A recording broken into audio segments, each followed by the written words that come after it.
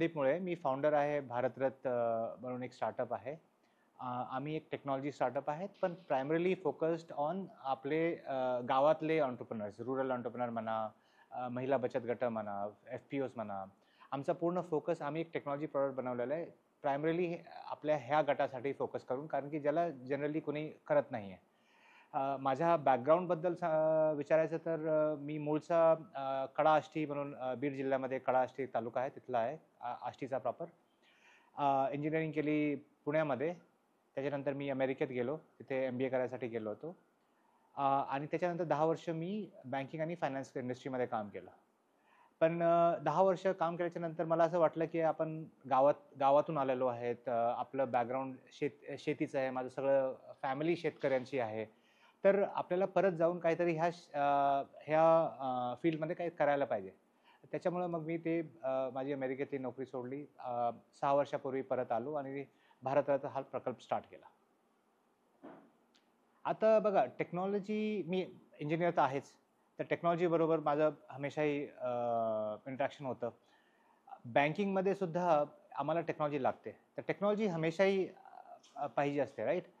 मी जेव्हा भारतात परतलो आणि माझा मेन उद्देश होता की आपल्या गावातल्या एंटरप्रेन्योर्स आणि गावातल्या इकॉनॉमीमध्ये काय करायचं आहे, तर मला एक टेक्नॉलॉजीचा अभाव दिसून आला. म्हणजे आपल्या इथे टेक्नॉलॉजी, आपण म्हणतो की भारत एक टेक्नॉलॉजी सुपर पॉवर आहे, पण आपण हे 8, 10, 15 शहरं सोडले, त्याच्या बाहेर गेलो, तर आपल्याला कळेल की लोक स्मार्टफोन तर वापरतायत, पण ते प्रायमरीली कन्झम्पशनसाठी वापरतात. यूट्यूब बघायसाठी, इंस्टाग्राम बघायसाठी. पण त्याचा टेक्नॉलॉजीचा फायदा घेऊन कसं आपल्या स्वतःच्या अपलिफ्टमेंटसाठी या बिझनेस वाढवायसाठी कसं वापरू शकतो आपण टेक्नॉलॉजी, तो मला अभाव दिसला.